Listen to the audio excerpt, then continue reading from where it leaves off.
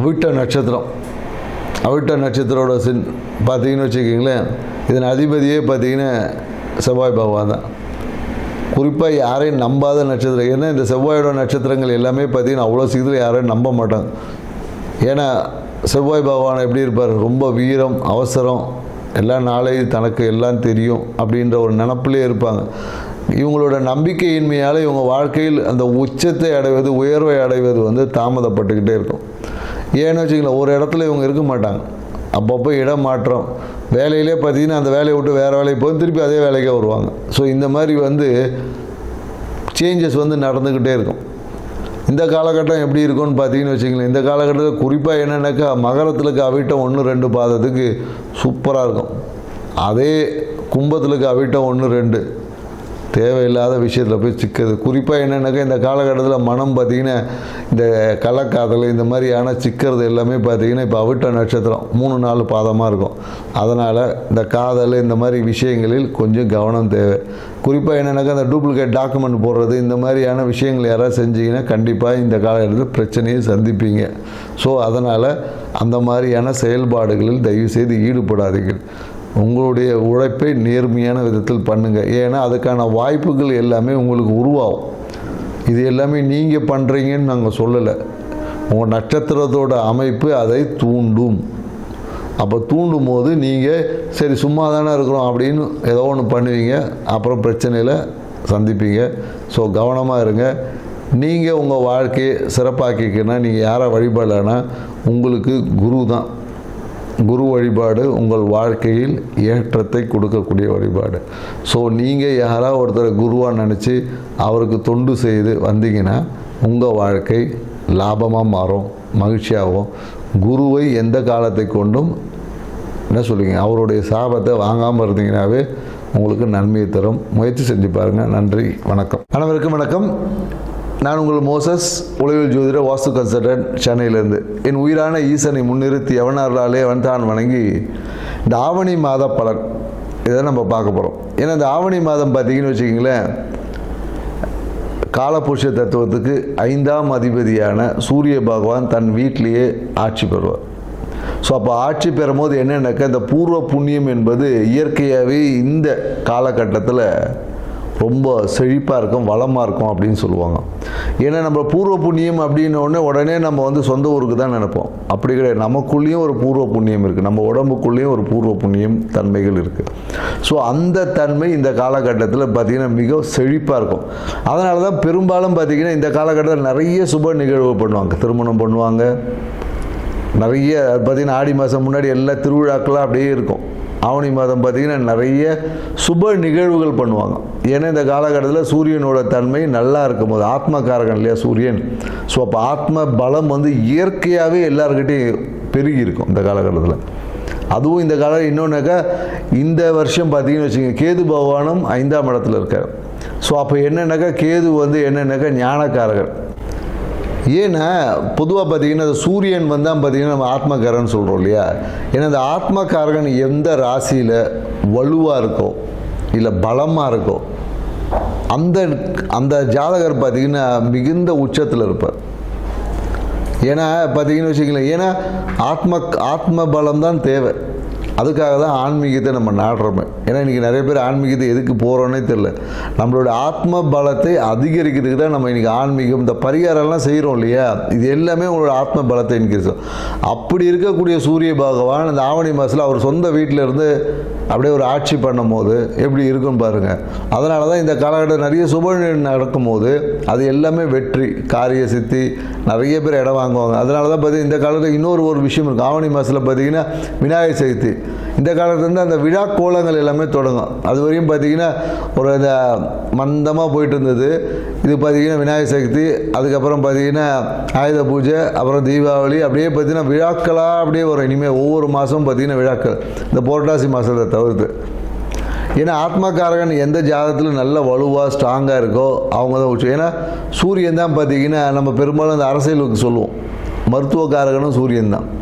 So அதனால தான் எந்த ஒரு ஜாதகத்தில் சூரியன் வலுவாக இருக்கோ அவங்க நல்ல ஒரு ஃபேமஸ் டாக்டர் ஆவாங்க. அது 2ஆம் அதிபதியோட இல்லை 10ஓட தொடர்பு வரும்போது பார்த்திங்கன்னா மருத்துவத்தில் சூப்பராக இருப்பாங்க. அதே போல் சூரியன் வலுவாக இருக்கிறவங்க பார்த்திங்கன்னா தொட்டாவே குணமாகக்கூடிய கைராசி டாக்டர்லாம் சொல்லுவோம் இல்லையா, அவர் படித்து கூட இருக்க மாட்டார், சும்மா ஆர்என்டி படிச்சிருப்பார், இல்லைன்னா அந்த ஒரு கம்பவுண்டராக கூட இருந்திருப்பார். அவர் பார்த்திங்கன்னா சும்மா ஏதோ ஒரு விஷயம் சொல்லுவார், நடந்துடும்.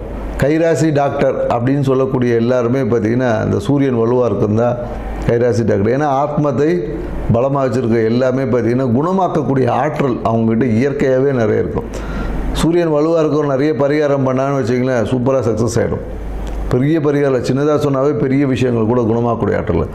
அப்படி இருக்கக்கூடிய சூரிய பகவான் இருக்கக்கூடிய இந்த ஆவணி மாதத்தில் பார்த்திங்கன்னா மிகுந்த நற்பலன்களை கொடுக்கும். ஆன்மீக நாட்டம் அதிகமாகவும், குறிப்பாக என்னென்னாக்கா இந்த கேது கூட இருக்கிறதுனால நிறைய என்னென்னா அந்த குழந்தை பேருக்கான விஷயங்கள், குழந்தை பேர் இன்மை, இந்த மாதிரியான விஷயங்கள் எல்லாமே ஒரு மாற்றத்தை கொடுக்கக்கூடிய விஷயமா இருக்கும். அந்த விரக்தி தன்மை, எனக்கு கேது எப்போதும் பார்த்திங்கன்னா ஒரு விரக்தி கொடுப்பார். ஏன் அது விரக்தி கொடுப்பார்னா அனுபவம் கிடைச்சாதான் அறிவு வளரும், ஞானம் கிடைக்கும், சும்மா வராது இல்லையா. ஸோ அதனால் அந்த கேது பகவான் வந்து நமக்கு ஞானத்தை கொடுப்பதற்காக சில படிப்பினையை கொடுப்பார். அதை தான் நம்ம இங்கே விரக்தி, எனக்கு அது நடக்கலை அப்படி இப்படின்னு நம்ம சொல்லிட்டு கிடப்போம். ஸோ இந்த தன்மைகள் உள்ள இந்த ஆவணி மாதத்தில் ஒவ்வொரு ராசிக்கும் என்ன மாதிரியான பலன்கள் கொடுக்க போகுது அப்படின்றத இந்த வீடியோவில் பார்க்க போகிறோம். வாங்க வீடியோக்குள்ளே போகலாம். கும்பராசி பார்த்தீங்கன்னு வச்சிங்களேன், காலபுருஷ தத்துவத்துக்கு 11ஆவது ராசி. எப்போ பார்த்தாலும் ஹாப்பியாக இருக்கணும், எதை பற்றியும் கவலைப்படக்கூடாது, தன்னுடைய மன மகிழ்ச்சி மட்டும்தான் முக்கியத்துவம் கொடுக்கக்கூடிய கும்பராசி அன்பர்களுக்கு இந்த ஆவணி மாத பலன் எப்படி இருக்க போதான் பார்க்கலாம். ஏன்னா வச்சுக்கிங்க, இந்த குடும்பம் சார்ந்த விஷயத்தில், தனம் சார்ந்த விஷயத்தில் பார்த்தீங்கன்னா ஒரு நல்லா போயிட்டு இருந்த விஷயம் திடீரென ஒரு குழப்பங்கள் ஏற்பட வாய்ப்புகள் இருக்குது. குழப்பம் ஏற்பட்டாலும் இவங்களால் வெற்றி அடையிறதுக்கான சாத்தியக்கூறுகள் எல்லாமே இருக்குது. ஏன்னா இந்த காலகட்டத்தில் பார்த்திங்கன்னா அரசு சார்ந்த விஷயத்துலேருந்து ஆதாயம் இருக்கும். நிறைய பேர் என்ன பண்ணுவாங்கன்னா குலதெய்வ வழிபாடு இந்த காலகட்டத்தில் நிறைய பேர் செய்வாங்க. அது இல்லாமல் ஒரு சிவாலயம் வழிபாடு செய்வது, குறிப்பாக திருவண்ணாமலை போயிட்டு வந்திருப்பாங்க நிறைய பேர். ஏதோ ஒரு சூழ்நிலையால் திருவண்ணாமலை கண்டிப்பாக போயிருப்பாங்க. சித்தர் சமாதிகள் உள்ள இடத்துக்கு இந்த காலகட்டத்தில் கண்டிப்பாக உங்களை கிரகங்கள் அழைத்து சென்றிருக்கும். மேலும் என்னென்னாக்கா இந்த காலகட்டத்தில் வீடு சார்ந்த விஷயத்தில் ஒரு சின்ன தடைகள் இருக்கும், அதுவே உங்களுக்கு பிரச்சனையாக இருக்கும். அதாவது வீட்டை மாற்றுறது, இல்லை வீட்டை இடிக்கிறது, அந்த மாதிரியான விஷயங்களால் சிறு சிறு தடைகள் பிரச்சனைகள் வந்து போகும். அதனால் என்னென்னாக்கா மனம் என்பது என்னென்னாக்கா கொஞ்சம் டிஸ்டர்ப் மைண்டில் தான் இருக்கும். குறிப்பாக என்னென்னாக்கா எப்போதும் பார்த்திங்கன்னா இந்த கும்பராசிக்காரர்களுக்கு இந்த அறிவு என்பது சிறப்பாக இருக்கும். ஆனால் அதை செயல்படுத்துவதில் இவங்களுக்கு பிரச்சனையே இருக்கும். அதை செயல்படுத்துவதில் ஏற்பட்ட அவசரம், அந்த பதட்டத்தினால ஏதோ ஒன்று செஞ்சு அதுவே இவங்களுக்கு அந்த விஷயத்தை முழுமையடையாட தடை பண்ணி விட்டுரும். ஸோ இதை மட்டும்தான் இவங்க கவனம். மேலும் இந்த காலகட்டத்தில் என்னென்னாக்கா இவங்க கையால் செய்யக்கூடிய அவசரத்தினாலே நிறைய விஷயங்கள் உடைவதற்கு வாய்ப்புகள் இருக்குது. உடையிறதுக்கு, இல்லை கை தட்டி விழுந்து பிரச்சனை வர்றதுக்கான வாய்ப்புகள் எல்லாமே. குறிப்பாக இவங்க என்னென்னாக்கா அந்த மொபைல் ஃபோனை வந்து கவனமாக வச்சுருக்கணும். மொபைல் ஃபோனில் தான் இவங்களுக்கு பிரச்சனையும். மொபைல் ஃபோனை சரியான முறை கையாளக்கூடிய விஷயத்தை கற்றுக்கணும். ஏன்னா அவசரத்தில் வைக்கும் போது அது ஏதாவது ஒன்று பட்டு உடையுது, இல்லை அதில் டேட்டா எரேஸ் ஆகிறது, இந்த மாதிரியான விஷயங்கள் எல்லாமே கும்பராசிக்காரர்கள் இந்த காலகட்டத்தில் ஏற்படும். குறிப்பாக என்னென்னாக்கா இவங்களுக்கு வரக்கூடிய வியாதிகள் பார்த்திங்கன்னு வச்சுக்கலாம் என்ன மாதிரி இருக்கும்னா இந்த நரம்பு சார்ந்த சில பிரச்சனைகள் இருக்கும். எப்போதும் பார்த்திங்கன்னா கும்பராசிக்காரருக்கு இந்த நர்வஸ் ப்ராப்ளம் வந்து எப்போதும் இருக்கும். ஸோ இந்த காலகட்டம் கொஞ்சம் அதிகமாகும். நீண்ட நாள் பிரச்சனைகள் எல்லாமே சரியான மருத்துவம் வந்து இந்த காலத்தில் செஞ்சுப்பாங்க. ரொம்ப க்ரானிக் டிசீஸ் இருக்கவங்க நிறைய பேர் பார்த்திங்கன்னா பேரலைசைஸில் இருக்கிறவங்க எல்லாமே இந்த காலகட்டத்தில் தீர்வு கிடைக்கிறதுக்கு வாய்ப்பு இருக்குது. பெரிய வியாதிகள் எல்லாமே சிறிய வியாதிகள் ஆகிறதுக்கான வாய்ப்புகள் இருக்குது. இல்லை வியாதியே இல்லைன்னா சின்னதாக வியாதி வரும், அவ்வளோதான். ஸோ மேலும் என்னென்னாக்கா இந்த சொல்லியிருக்கோம், நம்ம ஹார்மோன்ஸ் அந்த பிரச்சனைகள் இவங்களுக்கு ஏற்படுறதுக்கான சாத்தியக்கூறுகள் இருக்குது. குறிப்பாக என்னென்னாக்கா இவங்க உடம்புல அந்த நீர்த்தன்மையை சரியாக வச்சுக்கணும். நீர்த்தன்மை சரியாக இல்லாத போது தான் இவங்களுக்கு பார்த்திங்கன்னா இந்த நர்வஸ் ப்ராப்ளம் இது எல்லாமே வரும். அதே போல் தனம் சார்ந்த விஷயத்தில் சிறு சிறு விரயங்கள் இருக்கும். யாரையும் நம்பி ஏமாந்து விரயம் ஆகிறதுக்கான வாய்ப்புகள் தான் அதிகமாக இருக்குது. அதனால் பணத்தை வந்து சரியாக வச்சுக்கோங்க. யாரையும் நம்பி, பெரும்பாலும் நீங்கள் யாரையும் நம்ப மாட்டீங்க, இருந்தாலும் நம்பி ஏமாறதுக்கு வாய்ப்பு இருக்குது. குறிப்பாக இந்த காலகட்டத்தில் நீங்கள் எப்போதும் நம்ம சொல்கிறது எனக்கு இந்த வாக்குறுதியை கொடுப்பது விட்டுறணும். ஏன்னா உங்களால் வாக்குறுதிகளை காப்பாற்ற முடியாது. ஸோ வாக்குறுதி காப்பாற்ற முடியாதனால இப்போ வாக்குறுதி கொடுப்பதை தவிர்த்து கொண்டீங்கன்னாவே உங்களுக்கு நல்ல பேர் சமூகத்தில் இருக்கும். ஏன்னா நீங்கள் சொல்லக்கூடிய அந்த வாக்குறுதியை காப்பாற்றுறதுனால அதனாலேயே உங்களுக்கு சிறு சிறு அவப்பெயர்கள் வந்துடும், உங்களுடைய இமேஜே டேமேஜ் ஆகும். ஸோ அதனால் வாக்குறுதியெல்லாம் தயவுசெய்து கும்பராசிக்காரங்க யார்கிட்டும் கொடுக்காதீங்க. ட்ரை பண்ணுறேன்னு சொல்லுங்கள். கண்டிப்பாக செய்கிறேன்னா கண்டிப்பாக நீங்கள் செய்ய மாட்டீங்க. நீங்கள் வேணால் எழுதி கூட வச்சுக்க, எத்தனை கும்பராசி பார்த்தாலும் சரி, நீங்கள் வேணால் உங்களுடைய சுயமாக நீங்கள் யோசிச்சு பாருங்கள். நீங்கள் கண்டிப்பாக செய்கிறேன்னு சொன்ன விஷயத்தை நீங்கள் இன்றைக்கே செஞ்சுருக்கீங்களா யோசிச்சு பார்த்தீங்கன்னு வச்சுங்க, ஆரம்பிச்சிருப்பீங்க ஆனால் முடிச்சிருக்க மாட்டீங்க. ஸோ அதனால் இந்த கண்டிப்பாக செய்கிற, உறுதியாக செய்கிற, இந்த சத்தியமாக செய்கிற இந்த டைலாக்கெல்லாம் தயவுசெய்து விட்டுட்டு யதார்த்த வேலைக்கு முயற்சி செய்கிறேன், ட்ரை பண்ணுறேன், இந்த மாதிரி சொல்லி பழகுங்க. ஆனால் அப்படி சொல்லும் போது உங்களால் அந்த விஷயத்தை முழுமையாக்க செயல்படுத்த முடியும். ஸோ இதை கவனத்தில் கொள்ளுங்கள். இந்த காலகட்டத்தில் என்னென்னாக்கா இந்த கணவன் மனைவி உறவில் சிறு சிறு பிரச்சனைகள் வரும். குறிப்பாக என்னென்னாக்கா ஆண்களுக்கு தான் இந்த மாதம் பிரச்சனைன்னு சொல்லலாம். மனைவியால் சிறு பிரச்சனைகள் வரும். இல்லை மனைவிக்காக கடன் வாங்குவது, இல்லை மனைவிக்காக ஏதாவது ஒரு விஷயத்தை செய்வீங்க, அதுவே உங்களுக்கு பிரச்சனையாக வரும். ஸோ அதனால் பெண்களுக்கு நல்ல ஒரு மாதம் தான். ஆண்களுக்கு தான் இந்த ஆவணி மாதம் ஏதோ ஒரு விதத்தில் சிறு சிறு அவப்பெயர்களை ஏற்படுத்துறதுக்கான சாத்தியக்கூறுகள் அதிகமாக இருக்குது. ஸோ அதனால் இதை கொஞ்சம் இது பண்ணு. அதே போல் என்னென்னாக்கா இந்த காலகட்டத்தில் டாக்குமெண்ட்டை கையாள்வதை சரியாக வச்சுக்கோங்க. ஏன்னா உங்களால் அவ்வளோ சீக்கிரத்தில் டாக்குமெண்ட் கையாள்வதில் உங்களுக்கு ரொம்ப போர்.